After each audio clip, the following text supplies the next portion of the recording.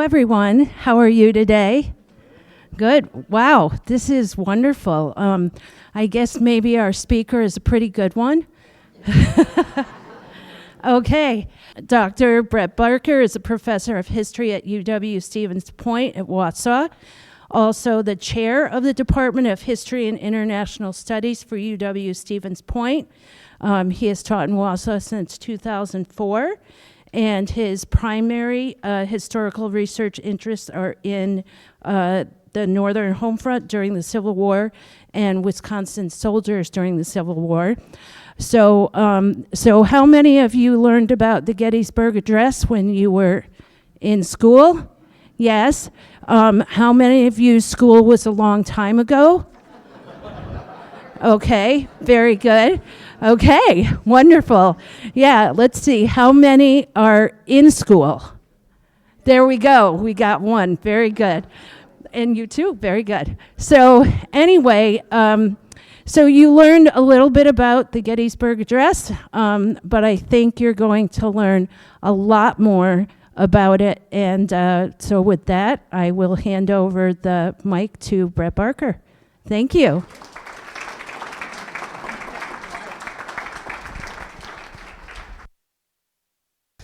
So I don't want to say that you were all loud, but we're having trouble testing the mic. So I'm going to see first, can everybody hear all right before I get started? Okay, very good. All right. Well, thank you all for coming on this afternoon. The reason when I was asked to do a program this fall, the reason I chose this Saturday, and we were laughing before, I didn't think about it being the first weekend of deer season. So if I kept you away from your stand, I apologize. But the reason I chose today was that tomorrow is the 160th anniversary of the Gettysburg Address. And I suspect that if there is any historical event that is noted in the coming week, it'll be something that happened 100 years and 3 days later. That is the assassination of John F. Kennedy in 1963. That's not surprising, since some people in this room, and I'm not going to point fingers, but some of you may remember that jarring moment of violence 60 years ago. Yet today I want us to think about another moment beyond all living memory, when another president tried to comprehend this nation's greatest act of violence, the Civil War. For 160 years ago, the President of the United States was faced with the daunting task of trying to explain the death of hundreds of thousands of ordinary Americans, often at the hands of their own, usually at the hands of their own countrymen. No one knew that the Gettysburg Address would someday be the Gettysburg Address, right? But that was Lincoln's genius. And an integral part of the tale I want to tell today is that how that came to be. So I want to talk a little bit about the background of the speech, the nature of the speech itself, and the reasons it endures, worthy of remembrance at this long distance. So let me begin to talk about what November 1863 looked like for the Union and for the United States during the Civil War. It was, for many Northerners, still a gloomy and uncertain time. Yes, the summer had seen important victories at Gettysburg and Vicksburg, which had helped convince some Northerners that the war could indeed be won. If you know the military history of the Civil War, there was frighteningly little in the first 2 years of the conflict in 1861 and 62 that might have suggested that Union military victory was anywhere near, if possible at all. But the tide had turned a bit during that summer at those two places, and yet it had not all gone well. There was stalemate in the East. Very little had happened in the Eastern theater after Gettysburg that showed much more progress towards victory. And in the West, there had been a real turnaround with the defeat at Chickamauga, and as Lincoln gave this address, the Union Army remained besieged in Chattanooga. That would change a few days later, but it still was a very uncertain military future in which he gave this speech. That summer of Gettysburg and Vicksburg had also seen the New York City draft riots, one of the largest sort of civil disturbances in our entire history, and not only because of the draft riots, but because of general war weariness, many Northerners, particularly Democrats, thought that the Republican war effort was failing, and they had hoped that they would see Lincoln and the Republicans ousted from office in the coming year. And that is not entirely unreasonable. The 1862 elections had gone very badly for the Republicans. In 1863, the results were more mixed, but still were not clearly a plebiscite in favor of the Republicans and the way they were fighting the war. There was much to be worried about. Many Northerners were not big advocates of the draft. They thought that the draft was dangerous and unprecedented and forced them into a war that they wanted no part of, partly because many of them did not support emancipation as a war measure. Others worried about civil liberties that were being limited on the war front, and it was a general war weariness. Both sides at the beginning of the conflict thought that the war would not go on long and would not take that many lives. By late 1863, no one on either side could possibly believe that any longer. For Lincoln himself, it was also a troubling time. He had lost a son in early 1862. His wife, Mary Todd Lincoln, was still emotionally broken from that event. She was depressed and she was moody. His secretaries, Nicolay and Hay, who would accompany him to Gettysburg, referred to her as the Hellcat. They feared her presence. And now Tad, one of his two remaining sons, was sick in the White House. And Mary again was worried that the death of little Willie in early 1862 was going to be repeated. She was frantic with worry as he left to go on this trip to Gettysburg in November of 1863. And yet, as president, one has official duties that one feels the need to do. And one of those was in response to an invitation he'd received from a leading citizen of Gettysburg named David Wills, who had asked him to come to the dedication of what was then called the Soldiers Cemetery, would now be the National Cemetery at Gettysburg, come to the dedication of that ceremony and make, in his words, a few appropriate remarks. He was not to be the main person of the occasion. Before him, the main orator was going to be Edward Everett, considered one of the great orators of the age. He had been preparing what would end up being over a 2-hour oration. That was just what they wanted, too. They wanted a classical oration. He had been asked in September to do it. They had delayed this for a month because Edward said he needed more time to prepare this gargantuan speech. Edward Everett began with the Greeks and the Romans and traced military history through all of time, and then also gave a long account of the Civil War and the Battle of Gettysburg. So he was to be the main speaker, but they hoped that the president could make a few appropriate remarks at the end of the day as president. So let's talk a little bit about some of the myths around Gettysburg. One is the myth that is sometimes even perpetrated by people who have tourism sites in Gettysburg. If you've ever been to Gettysburg, it's a strange mixture. There's the national park, and then there is sort of the wax museum kind of. There used to be, fortunately this is no longer the case, used to be a putt-putt course in the front lawn of Lee's headquarters during the battle. There's a little bit of that going on. I've always told people you could have been picked off by a stray bullet during Pickett's charge eating a Big Mac at the local McDonald's. So it's a strange mixture, right? And there's a lot of myth making that goes on in that town, and one of the things that they sometimes perpetrate is the idea that Lincoln had written this speech on the back of an envelope on the way to Gettysburg. That's something you sometimes hear. That was not, in fact, the case. He wrote it just in the days before he gave it, but he'd been thinking about it for a very long time. We can see in some of his correspondence that some of the things that he would say that day, he was already rolling around in his head when he was writing to people in the weeks before November 19th. He was probably still tinkering with the speech the morning of the speech, though, and certainly worked on it the evening before when he spent the night in Gettysburg.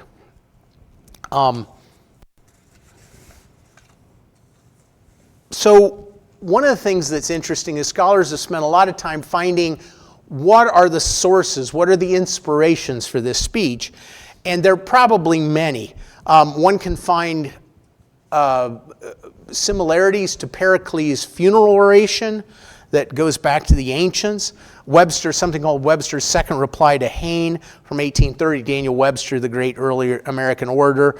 From abolitionist sermons, particularly the phrase of the people, by the people, for the people, often came from their phraseology. So it seems to me, by the way, before we get started, I do want to mention this is a photograph taken during, probably just before Lincoln spoke.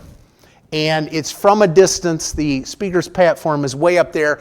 This broken plate was known about for a long time, but only in the last few decades, I think, did it become clear, and I'm going to have to there we go, that if you really focus in a great deal into one little spot up in here, Lincoln has been identified. There he is talking to someone down in front of him off the podium, and some other people who were there that day. Edward Everett is in that small crop, and a few other people. But there's no real photograph of him giving the speech, and partly that was because it would have been impossible because the speech was, as we'll talk about, very brief. Yes, there's some dispute even exactly where the speech was given, although it's now seen the podium was probably right on the edge of where the soldiers, the National Cemetery meets the cemetery that already existed on Cemetery Ridge. Somewhere near the boundary is probably where this dais was, where this occurred. But yes, very near, essentially on the battlefield, because Cemetery Ridge saw fighting on late in the day of the 1st and during the 2nd. So it's at the top of the fishhook, if you know sort of the terrain of Gettysburg. But yes, so it occurred right there on the battlefield. And I think even though I saw hands, all of you learned about the speech in school, right? I think there really is no way to start this but to look at the speech itself. I could certainly read it to you. You can also read it to yourselves. This is the entire speech. And I want to say there is not even clearly one definitive text. What I've used here is mostly the Bliss text, which is considered the more authoritative one. I have made one small change. This is even closer to what was printed in the Madison, Wisconsin newspaper as the transcript of the speech, and I'll come back to why that is later. But anyway, if you want to, I guess you can read it yourself, or I can read it to you. I didn't know quite what you wanted to do here. Can you all see it? And I worry sometimes about, yeah. So what? Huh? You read it. Do you want me to read it? Okay, well, I certainly can. I'm gonna, instead of craning my neck, it just so happens I thought I'd have a copy right here that I could read. So let me do it this way. Oh, except I'm already on page 2, so it would be right here. Well, I can start off. 7 years ago, our fathers brought forth in this continent a new nation, conceived in liberty and dedicated to the proposition that all men are created equal. Now we are engaged in a great civil war, testing whether that nation or any nation so conceived and so dedicated can long endure. We are met on a great battlefield of that war. We have come to dedicate a portion of that field as a final resting place for those who here gave their lives that the nation might live. It is altogether fitting and proper that we should do this. But in a larger sense, we cannot dedicate, we cannot consecrate, we cannot hallow this ground. The brave men, living and dead, who struggled here have consecrated it far above our poor power to add or detract. The world will little note nor long remember what we say here, but it can never forget what they did here. It is for us, the living rather, to be dedicated here to the unfinished work which they who fought here have thus far so nobly advanced.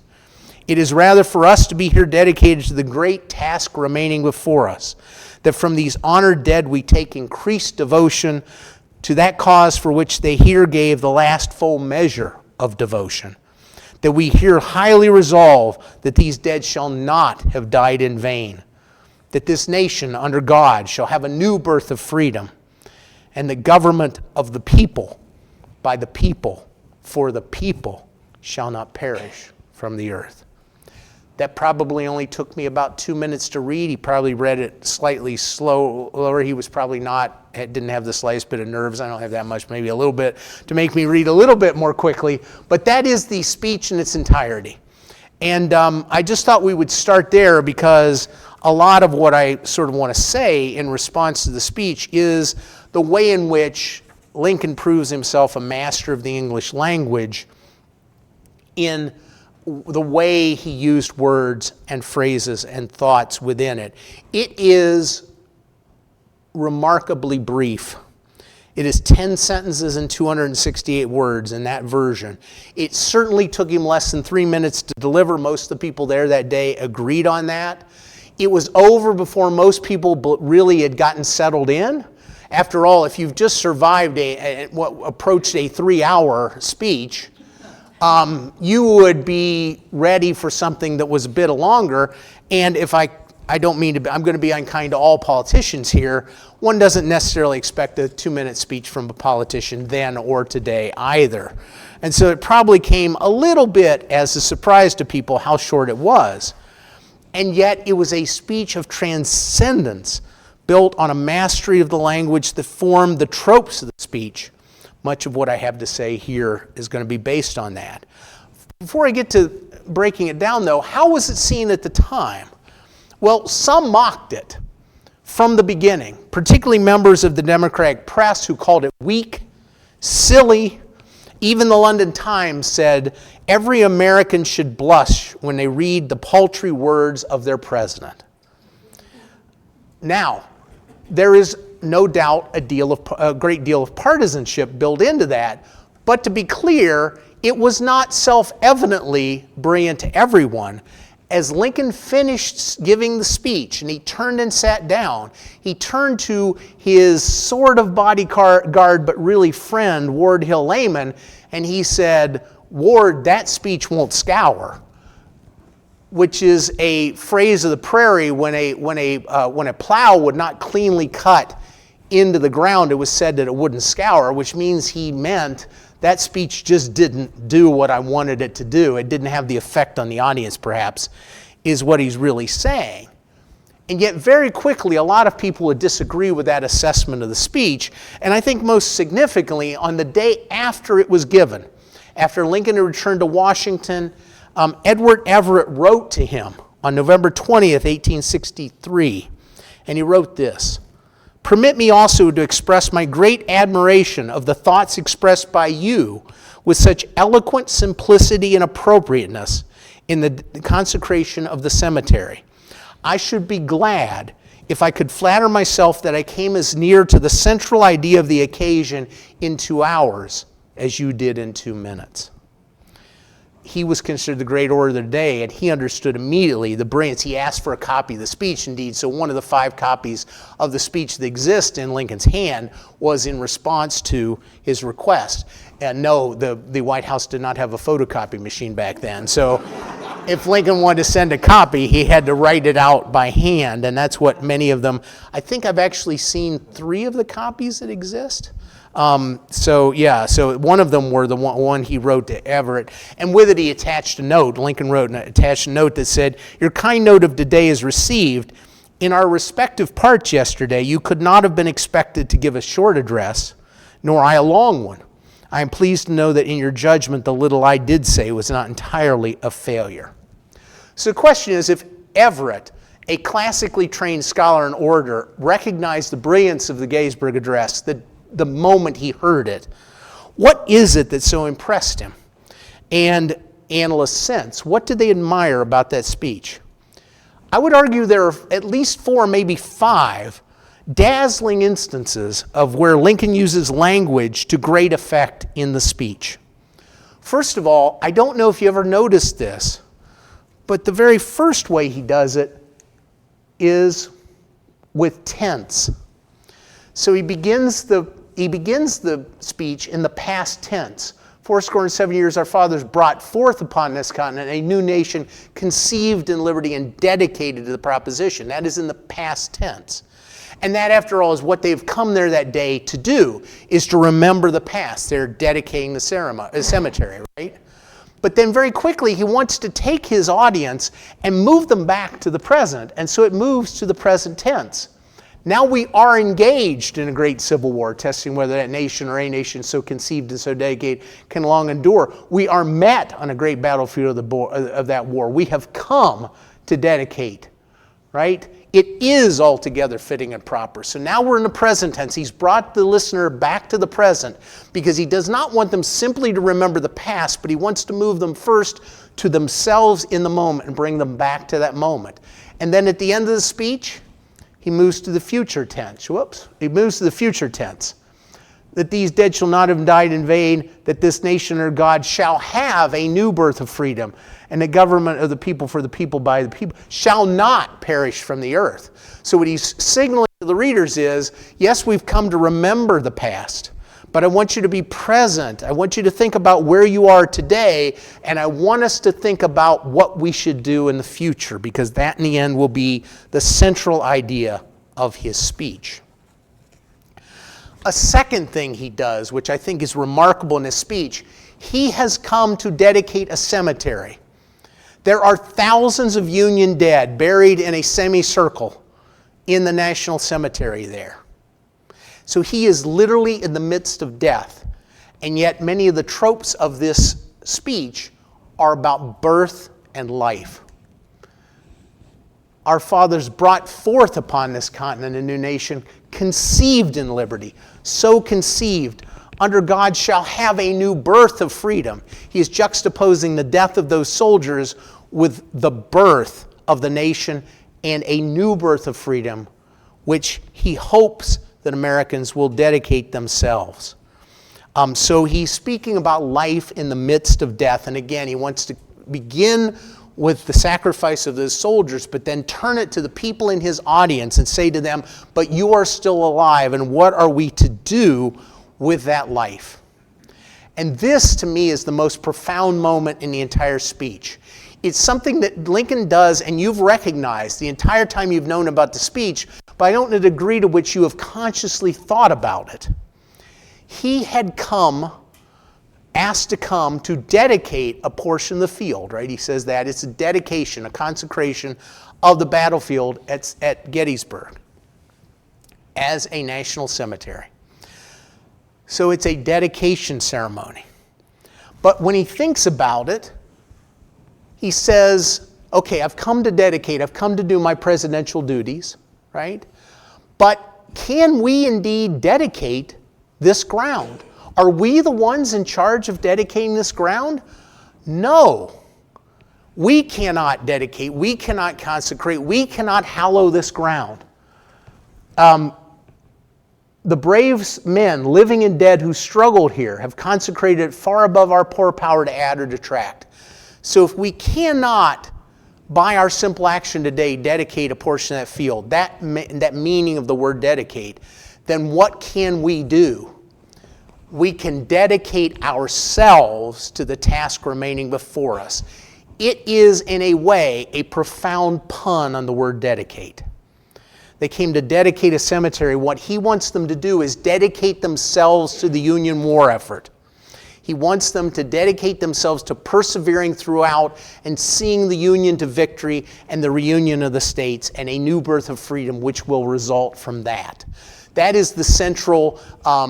I once told a student who was not sure what I was saying, I said, you know, sort of like a dad joke, although it's not a dad joke, right? It's a much more profound and meaningful pun, but that's what it is. It's a play on words, dedicate versus dedicate. And so he has come to dedicate a portion of that field, but he wants them to dedicate themselves to the Union war effort. And then he goes on, because he says, what are we going to dedicate ourselves to? Well, to winning the war effort, but also to a new birth of freedom.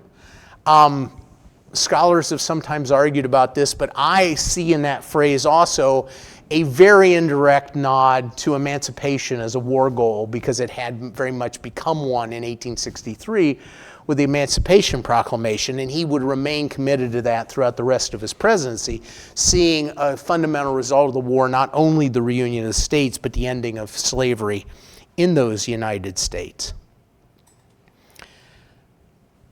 And he's also asking for something else. Because if they're all to be dedicated together for that task, what ties them together? That is, why are, especially the winning of the Union war effort, this new birth of freedom, why is it worth it? What is he looking back to, right?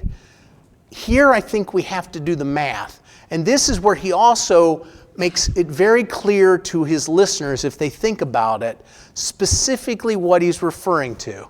And it's this simple math, right? 7 years is 87 years. If you take 1863 and you subtract 1887, you get 1776. He is talking about the Declaration of Independence. If that's not clear, it's in the speech, right?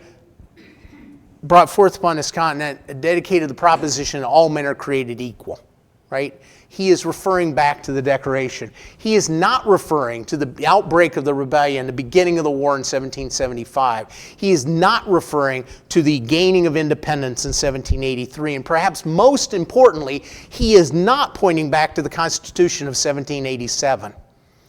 In this speech, what he's making clear is the Constitution is a very useful and one that he thought was an incredibly important operation manual for this nation, but it is not the inspiration of what the American experiment is about. It is how the engine will run, but it is not why you need an engine to be running.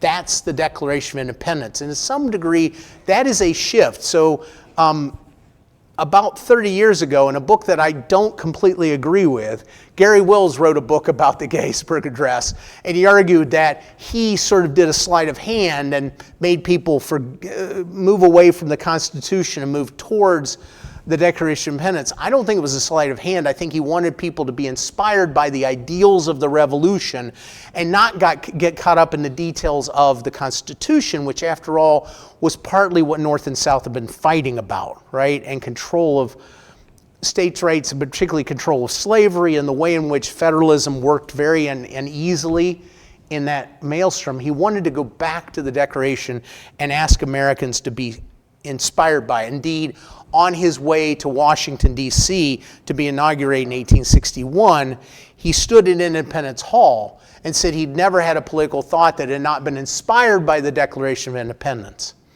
And here he is confirming that in 1863. So if you believed, as he wanted people to believe, in a proposition that all men and women are created equal, that they are endowed by the Creator with certain inalienable rights, that among these are life, liberty, and the pursuit of happiness, then you were a part of the experiment testing the possibility of people ruling themselves and committed to democracy and the future. And that's another thing that he does here that I think is embracing and unifying and transcendent. Because by saying in 1863, many of the people listening to his speech, their fathers had not been in North America in 1776. They had come as migrants from Europe in the meantime. If we think about Wisconsin in 1863, many of the people here had come from Germany and Ireland and other places, right? So their fathers had not been here in 1776. But if you believe in what they believed in, then they are your ideological fathers. You are inheritors of that tradition, whether or not your ancestors came over on the Mayflower or not. If you're engaged in the experiment, indeed, he's talking to people who had not even been descendants were fighting against the Union as he spoke. He's speaking to Southerners. He's talking to people who had been owned, whose ancestors had been owned by those founders in some cases, right? But he's saying if you agree in these basic ideals of the Declaration that were conceived in 1776, then you are part of this larger experiment. This is not the way many nations throughout history have defined themselves, right? They've defined themselves by blood and land often, right? By your own biological heritage or the place in which you're living. Americans simply don't have that homogeneity. We come from many places. The vast majority of us have come from somewhere else. And yet we have come to imbibe citizenship as participating in that experiment. And that's what Lincoln was challenging those people listening that day at Gettysburg to do. So if they were a part of the sacred community, then why should they dedicate themselves to the war effort? After all, the war had demanded sacrifice, faith, and perseverance at a scale few had envisioned when the war began. Why was it worth it? He says that in the speech as well.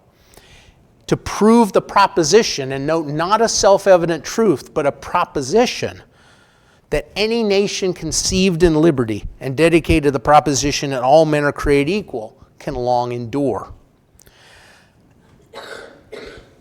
In some ways, this is his last use of opposites, birth and death. This is another one. This time of temporal and geographical scale. They were commemorating one battle during one civil war fought within one country. But what if it was about so much more? And here Lincoln transcended partisan politics and a myopic worldview. He could move beyond arguments based in 1787 and the Constitution, questions of secession, governmental power, even emancipation, and point the war in a breathtakingly broad way to appeal to the widest swath of American citizens. He is making the war here an event of world historical significance, with an impact and import far beyond United States borders. He was stating here the clearest formulation of an old idea of American history, the idea of American mission.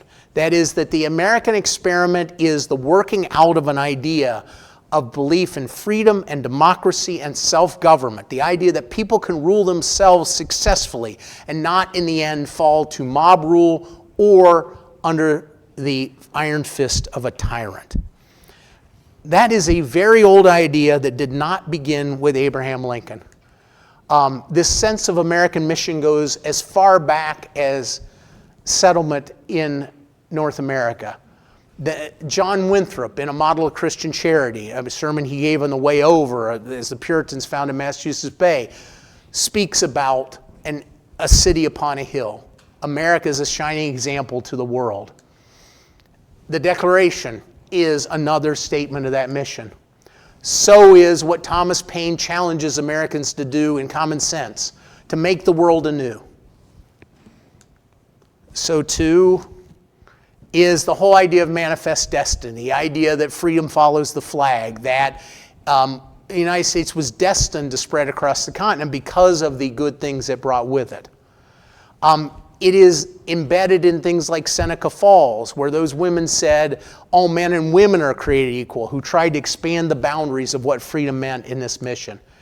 It is, in Frederick Douglass, a remarkable speech he gave, What to the Slave is the 4th of July, in which he argued it will only mean anything to anyone when it means everything to everyone, when everyone is included in this experiment.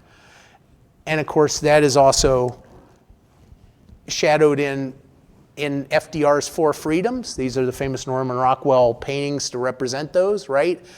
Freedom of speech, freedom of religion, freedom from want, and freedom from fear. The World War II idea of what it is that Americans were fighting for in that war. And of course also the I Have a Dream speech, I think, also embeds that. So it's a centuries-long idea that I think maybe is never more clearly, if cryptically at times, explained than in that speech. It gives the Gettysburg Address a sense of timelessness, one not bounded by the edges of a speaker's platform in a cemetery in Pennsylvania in a fateful afternoon in November of 1863. So that's my analysis speech. I wanted to spend the last few minutes here talking about sort of my personal relationship with the Gettysburg Address. When I was in 6th grade, I wouldn't say forced, I was already obsessed by the Civil War and Abraham Lincoln. I was encouraged to memorize the Gettysburg Address, is what I would say, as many school children were, right? And I did. I dutifully learned it. And I will admit that one of the things about that, though, is in many ways, it became formulaic. I just sputtered the words and didn't think about them as much anymore. Sometimes that happens, right? And so I recognized its greatness, but I probably didn't pay much attention to the words because they had just been a series of words that I had memorized as it would be. But then later on in college, just as I was abandoning a ill-considered chemistry major and changing to history, Oh dear. I mean, I loved chemistry in high school, but I would not have been happy as a chemist. So I was changing my major to history, and I came back to the speech. And I saw its brilliance again with new eyes. You know, it had been 6-7 years since I had memorized, and I now could see it with much more mature eyes, and I became obsessed with it all over again. And as many of you know, was in the introduction included, I eventually became very interested in the Northern home front during the Civil War. What did ordinary people in places like Wisconsin and Ohio think about the war? And so what did they do? How did they persevere through years of defeat, death, and change? And I read their diaries, their newspapers, their letters, and I came to realize that the war had a deeper meaning for them too, one that could justify those sacrifices. And when I tried to explain their ideas, I found myself lapsing into the words of the Gettysburg Address. An odd thing, this would occasionally earn me some strange looks from my fellow graduate students who realized what I was doing. But it became very much embedded in the way in which I explain the way Northerners thought about the war. And then occurred one of the most amazing moments I've ever had in my life as a researcher. And I've related this story, some of you no doubt have heard this story before, but I think it's never more apt than today. I was reading the diary of Willet Maine. And Willet Maine, to my knowledge, maybe a photograph of him does exist, though I've never taken the time maybe to find one. But I will tell you that Willet Maine was living in Madison during the Civil War. He had his business on the first floor and he was living above it. Today, this is at the corners. This is in Madison, and the old historical museum would be right here, and the Veterans Museum would be over on that side, and we're looking up State Street off that way, and we're right at the Capitol. So Capitol will be right behind us. So he's right there at one corner. I think for a while there was something called like Papa's Teddy Wedgers or something. They sold little sandwiches in the bottom of that building. That was where he lived during the Civil War. He was assistant sheriff of Dane County. He'd won the sheriff's election, become sheriff in 1862. And he left behind his pocket diaries from 1850 to 1902, a tremendous record. And I read all of them from about the time of John Brown's raid on Harper's Ferry through well beyond the end of the war. And for my research, he was a walking quote. He observed everything. And even better, he often had a commentary on it. As I worked through the 1860, 61, 62, 63 volumes, I realized he was sort of an archetype of the Northern male civilian who supported the Union war effort. And he was a walking quote, and I was always looking for the pithy quote that I think gives life to historical writing. And so I approached November 1863 with a sense of anticipation. What would Willet Maine say about the Gettysburg Address? Would he like it? Would he hate it? Either way, I'd have my quote, and that's what I wanted. When you're writing dissertation, that's what you want is your quote. So November 19th in his diary passed. I knew the address was printed in the Madison papers later in November, so I kept reading. Nothing in November, December. By mid-January, I gave up and silently damned Willet for his silence on this question. He had passed judgment on so many speeches that no one else but me in this room have ever heard of, given by Wisconsin politicians during the war. How could he not have commented on the Gettysburg Address?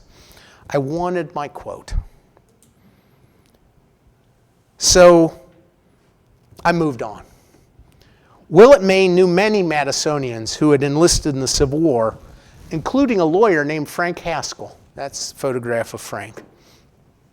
He'd served earlier in the war, but he'd served nobly and received a promotion to the colonel of a new regiment, the 36th Wisconsin Volunteer Infantry. And what I read in Maine's diary on June 4th, 1864 took my breath away. And here's his diary. There we go. Oh, no. Okay. So there's the pages, but I want to look at June 4th. We were shocked today at the news of Frank Haskell's death. His regiment, the 36th, went straight to the front. In a skirmish or battle yesterday in front of Richmond, he was killed. He was a brave, generous fellow and adds one more to the long line of heroes who have, in this great war, died that the nation might live. Goodbye, Frank. 7 months after the Gettysburg Address, when trying to understand the death of a friend and understand the death of the sacrifice that the North was making, I don't even know if he realized it, but he lapsed into the words of the Gettysburg Address. In fact, the reason I gave you the version that was in the Madison newspaper is Madison had it as that the nation might live. That nation seems a little awkward sometimes to people. They had printed that the nation. So he was giving the version of the speech he probably had read. And there's something remarkable about that. Because we sometimes wonder, do people remember what's said? What is it?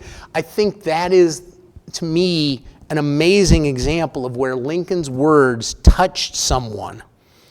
Life emerging from death. It's stunning. It's the trope of the entire address. For that was Lincoln's genius and the enduring genius of the speech. We can't fully comprehend today the psychological and emotional toll that 750,000 deaths had on the generation of Americans who lived through the cataclysm of the Civil War. But Lincoln can give us a glimpse. For people trying to cope with so much death, suffering, and sacrifice, Lincoln gave them the words that perfectly captured their deepest emotions. At times, they didn't even realize it, perhaps, but he did. In the end, Willet Maine reinforced my personal conviction that studying the Northern home front and being obsessed with Lincoln, as some of you know, two of the passions of my personal intellectual journey, were intertwined in a meaningful and satisfying and significant way. It has nurtured me professionally for the last quarter century, and for that, I am grateful to all those Northern civilians like Willet Maine, but also to Lincoln in the remarkable speech he gave 160 years ago. Thank you.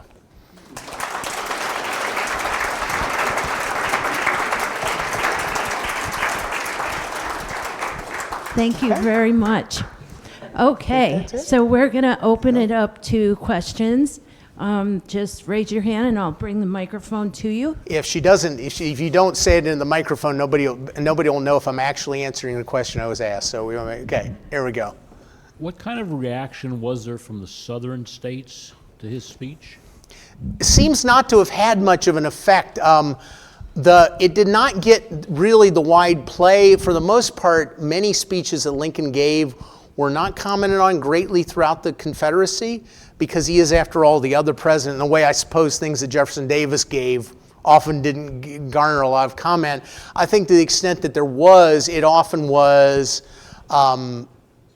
very partisan, that he was inadequate, or he was saying he was trying to warp the war into something that it wasn't. Because if you think about it as a Confederate, that's a very different vision of the future of America, right? Their future is separate, and he is calling, in a way, what they're doing is they're undermining the central premise that any nation so conceived, so dedicated can long endure. So indeed, their independence would undermine this world historical significant event that he has now laid forward. So if I were a Southerner reading that speech and I believed in the ideals of the Confederate independence, I would not have a positive reaction to that speech, I think. Yeah, very much so. Go. I am giving some thought to that. In reading that, I kind of thought Lincoln was addressing some of that to the Confederacy as a way to bring those in, because he never mentions the Confederacy. Correct. He doesn't say the Confederate soldiers or the Union soldiers. He says these men. And with that, if somebody were a Southerner, he'd have to realize that he's talking about everybody that was killed there, or could imply that even though this was dedicated to the Union troops, he's not forgetting there were other people involved in that fight. And he also didn't refer to any North and South. He says, we met in battle. He didn't say, hey, we're here to shoot the Confederacy or anything else. He just said, we were met in battle. And there was another item in there that I would use to emphasize that, but I don't recall what it was. Yeah, sorry. I guess I could leave a copy of it up. Well, I have two responses to that. First of all, you're absolutely right. Boy, that's a complicated slide. Okay. First of all, you're absolutely right in the sense that he does not want to be partisan here at all, right? He definitely does not want to be divisive. He mentions things in the broadest terms, right? He's trying to gain the widest support for what he's saying, so he avoids things that are potentially divisive. So on one level, I agree with you. In the second inaugural, he specifically does not, that is an embracing, combining. He does not mention Union widows, Union orphans. I would agree with there. I think the way in which people would have perceived the speech a little differently than you did is when he's giving that speech, he's surrounded by the Union dead in a cemetery that they are commemorating their deaths and burials. Confederates are buried out in trenches all over the battlefield in large mass trenches, and they're not nowhere near this event. And so I think this event would be perceived as very much a pro-Union, pro-North event. And so I think when he says the brave men living and dead who struggled here, he means the Union soldiers. And I think Confederates would have picked up on that. So I don't know if they would have seen this as a message reaching out to them. And I guess my other reason to say that is he's trying to do that in the second inaugural. And I can guarantee you they did not want any part of that when he specifically tried to reach out and say, let's reunite as a nation. So I don't know. I'm going to guess you're right in his intent to not be very partisan or not to be very specific. I think people at the time in North and South would have coded it in a way that this is meant to honor the Union dead and the Union war effort and not the Confederates. So I don't know. I think they might not have read it quite as generously as maybe you have, or maybe in hindsight we can, right? As it was a bitter time where people are definitely very angry about all this, and for good reason. Yes? It kind of in keeping with what he has said, and I've always thought too that because the war dragged on a lot longer than anyone anticipated, Yes. and that because it was such a complicated thing to get to the finish line, once the war was over, they had the whole issue of how do we reunite, on what terms. So I'm thinking since this Reconstruction thing is not created in a vacuum, it just didn't happen overnight. Correct. I think he starts thinking about it here. I kind of agree, kind of that way. Yeah, well, he is thinking about time after the war, right? Absolutely. Yes, there's no question. Indeed, the first, what becomes the first ideas about Reconstruction, he's going to promulgate a month after this speech. I mean, yeah. And he's not the only one. And he's because not we the only have one, that's division right. I mean, this That's is why right. he didn't get, people backing him on the emancipation, which wasn't really his idea.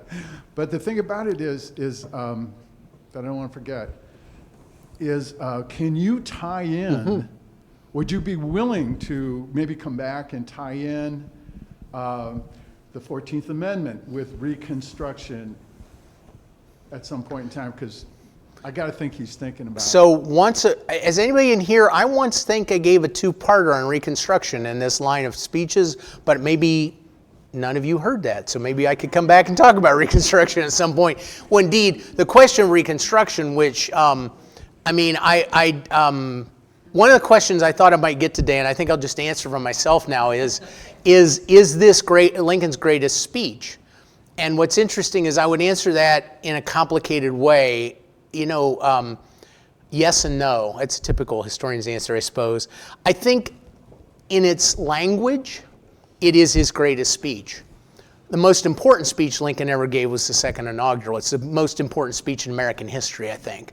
And I would love to talk about that in terms of Reconstruction. I think that would be the jumping off point towards a Reconstruction, because then in March of 1865, he's very much thinking about what's about to come. He doesn't know the war is going to end in a month, but he does think it's probably going to end during 1865, right? He thinks that the opening will probably lead. He knew the fact about Lee's army slowly melting away, and most Northerners sensed that the end was near, right? And so he's very much explicitly thinking about that in that address.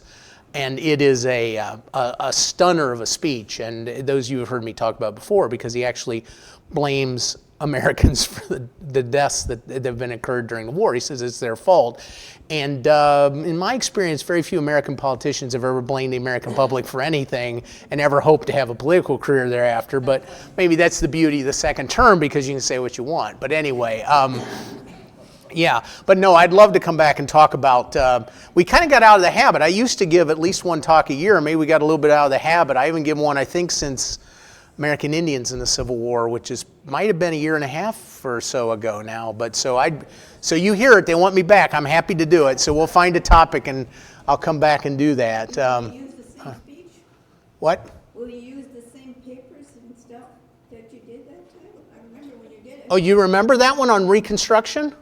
I would probably change it up a little. So I'll admit, I gave, and I don't even know if it was for this or some other, I gave a talk on the Gettysburg Address 10 years ago, and I looked at it, but this became a very different speech in a way. It became a very different talk because I didn't want to give the same one. I mean, it's the same speech, so it's not like it's totally different, right? But I've thought a lot about things over 10 years, and I've read some things, and so so I'm sure a Reconstruction would be a little different too, I think, right? And maybe you wouldn't want a two-parter this time too, I don't know. I don't know why it was a two-parter. There's things that I just don't remember later. I tend to do what I'm told, and for some reason I did a lot of them during this, I'll admit too, I did a lot of them during the sesquicentennial of the Civil War. I think I gave 8 or 9 talks over those 4 years, and then I took a little break, and then you might have heard there was this pandemic thing that happened for a while, and so yeah, I'd love to come back. Yes, Al.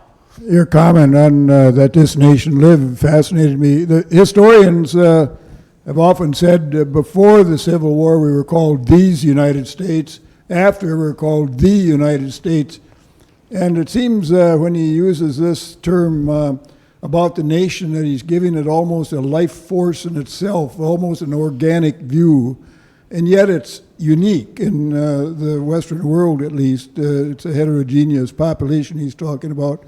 And I was just wondering if, it kind of fits in with the nationalistic fervor of the 19th century and the Romantic period, especially that word inspirational that you used. I thought it fitted in well. Could you comment further on what I'm rambling about here? I do. I think that there is definitely part of what the Civil War did was create a clear sense of nationhood. And you're right. I mean, the thing that I think Shelby Foote says in the Civil War series is before the war, people said the United States are, and after the war, they said the United States is. And I think we say the United States is, right? But we're saying that's sort of a plural that's now become a singular, right? So that is an interesting kind of turn of phrase. And I do think that this sense of mission, which, by the way, I could talk about on its own, that is a complicated, I'm not suggesting a manifest destiny didn't have a dark side to it, right? I mean, this sense of mission has winners and losers in it, but I do think Americans have been on this experiment that is unlike other ones, right? I mean, that trying to create a diverse people that have a shared set of goals and that self-government, liberty, that they try to adhere to, that is an astounding experiment, one that didn't exist anywhere in 1776 and existed in very few places in 1863, I'd argue, and certainly doesn't exist everywhere in 2023 in the world, right? So that sense of exceptionalism, that sense of American nationhood, that there is something larger going on in this experiment, that sometimes can almost become mystical in the way people talk about it, and that people talked about at the time, not only things like Manifest Destiny, but the fact that Americans in the mid-19th century were very caught up in the idea that Jefferson and Adams had both died on the 50th anniversary of the signing of the Declaration of Independence. Right? They both died on July 4th, 1826, and Americans couldn't believe that was an accident. Right? They saw something mystical about that. And so there is this sense of, honestly, Americans' good luck. I mean, you pay $15 million for the American Southwest from Mexico, and little do they know that a few weeks before that treaty signed, some guy at Sutter's Mill, California said, "What's that shiny stuff in the creek?" Right? I mean, there are moments where America had incredibly good luck about things, and frankly, some people would say staying out of World War I as long as we did compared to what Europeans suffered during World War I. I mean, there have been moments where Americans have had a little bit of good luck. And so there is that sense of this larger experiment, which is often, and Lincoln talked about in terms of providence as well, as if there is this guiding hand, that his sense of God's working behind the scenes to sort of shape history is very much infused, I think, in the American experiment too. Well, you know what? Okay, so I just got asked in the front, are we still having good luck? You know what I would, and I think it's such a good question, I wanted to restate it because I wanted to answer it. Again, I'm of two minds on it. I understand why you just asked that question, and I would tend to agree with you. No, I would tend to agree with you.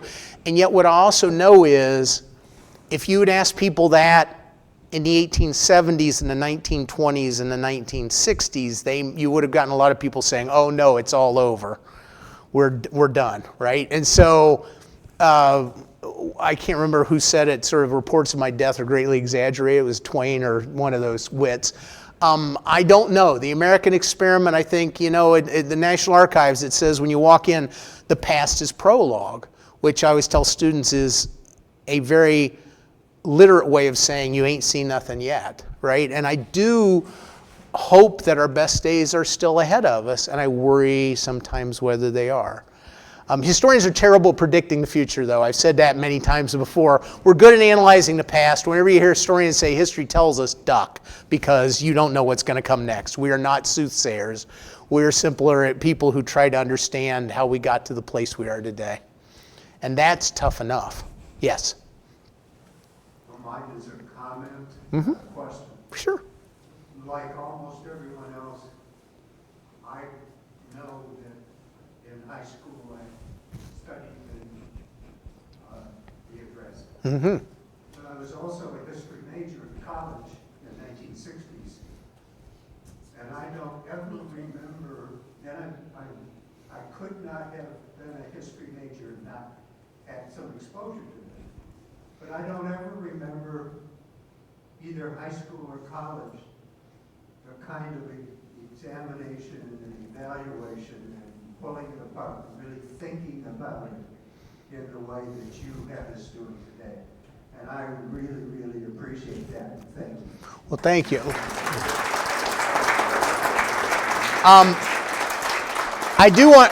I do want to defend your teachers in college a little bit and in K-12, which is today we had the luxury of time.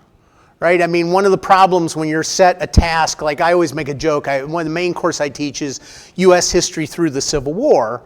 And I have this joke with my colleagues that I'm in such a rush because I have to get linked to the theater, right? You just have to finish the class.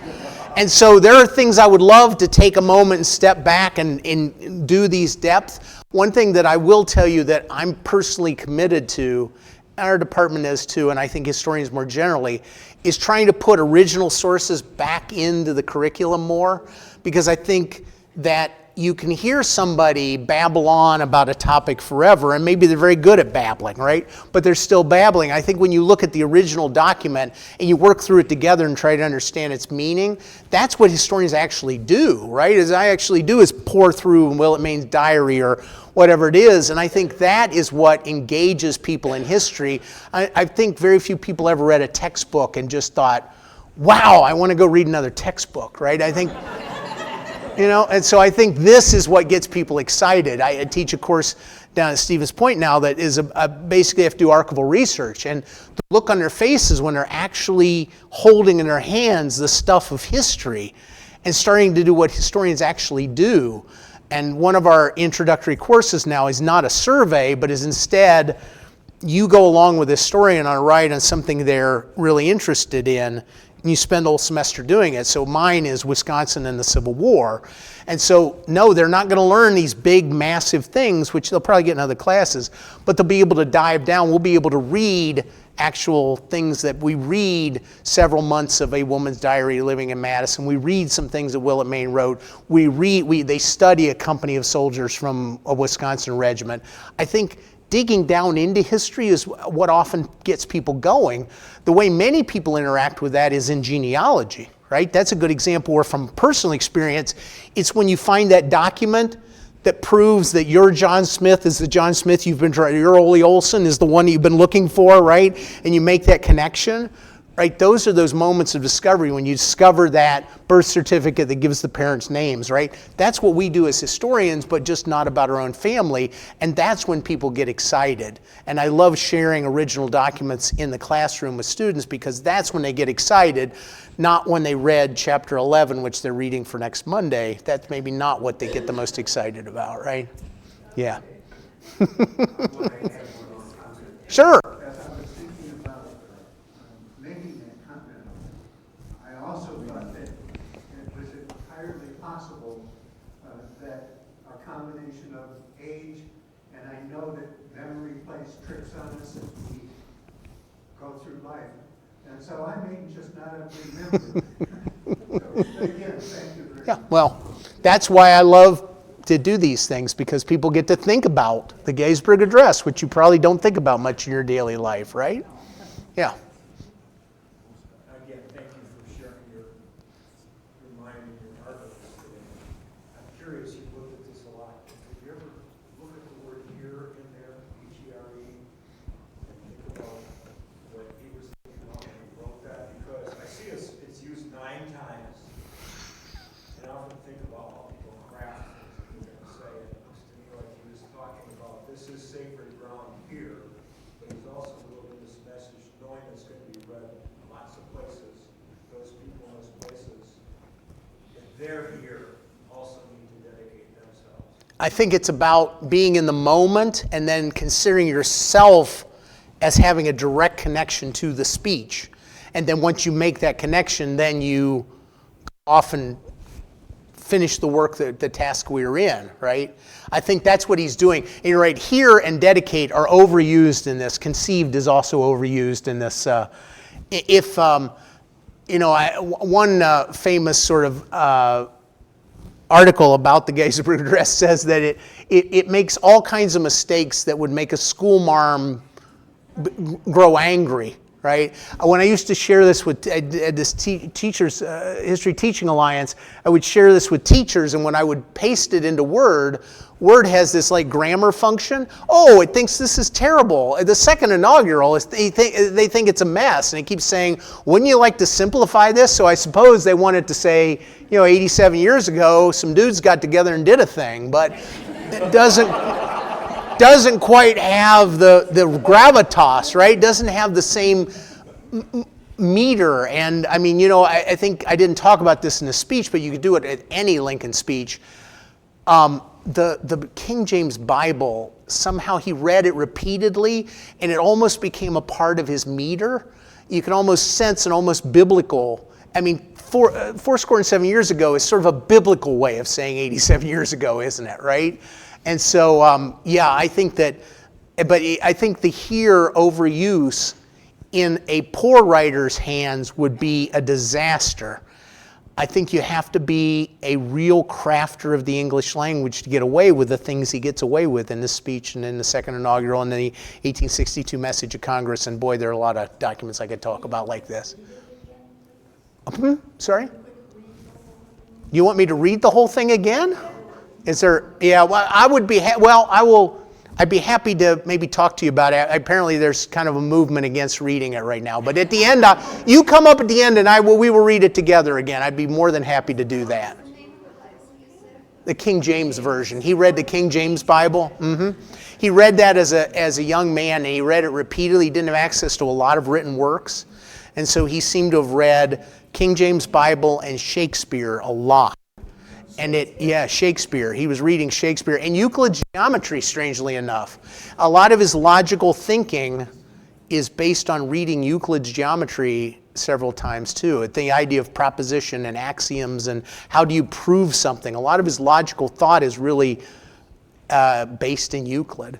He read Pilgrim's Progress too. It's surprising, but if you think about some of his language, it does seem older and deeper, right? And so some people, a famous linguist argued that the way most of us who become good writers do it is by reading a lot. And I think that is a very good way to do it. It's the way I would tell my students to do it. Read widely. Read how people do it, right? But another way to do it is to read deeply, to read something over and over again and really imbibe great literature. You don't have to read maybe 500 books, you need to read, 10 of them really deeply and well, if they're the right 10. And he had access to some classics, and I think it influenced his prose. Yeah. I just wanted to say you can tell a lot about him in these very few words. He was very humble, and even though he was the president of this nation, he didn't take an arrogant stance about dedication, and he was also very upset about all the deaths. He's never self-congratulatory in almost any of his public speeches. Yeah, he is filled with humility. He feels that he did feel that he had been raised to an important position, a position he wanted. He was not a man without ambition, but he'd been raised to the position. It remained a common person, and I think he was haunted by the fact that his election had led to this bloodletting indirectly, right? It was his election, and I think that haunted him throughout his presidency. And sadly, I think after the war, he might have been able to shed a little bit of that, and yet Lee surrenders on Palm Sunday, and he's assassinated on Good Friday, right? 5 days later. And so we really don't have that. He didn't have that moment. Yeah. I think his reputation wouldn't be as high as it was if he had not sadly been cut off at this moment, but he had 5 days. He had 5 days to celebrate. He went to Richmond in the first week of April and got to sit in Jefferson Davis's chair, right? And he did get to understand that victory had come, but it was all too short. You mentioned Everett's speech. I was just wondering, is there a place you know of that we can get a copy of the website? I've never, it has been printed, and I'm going to guess that a speech like that is probably available online. I would guess it would be. I've been told that it is great for what it is, but is almost unreadable in the 21st century. I mean, for instance, Uncle Tom's Cabin, when it was written, people loved it. They read it. It met the moment. Oh my gosh, that's so unreadable today. It is like the worst telenovela turned up to 11. I mean, it's just filled with this purple prose and this melodramatic, So I don't know how well Everett's oration reads, but it is quite the monument, though, I guess. So, and I would guess it is available. So if you do Edward Everett Gettysburg oration, I think you could probably find it online. Of course, remember how long it's going to be. It took him over 2 hours to read it. So, but we've got a winter coming, so maybe that's what you'll do this winter, right? Well, thank you for all of those wonderful questions. The good news is, with all those questions, I think I got all my steps in. So excellent. So thank you for that, Brett. Anyway, a round of applause for our speaker.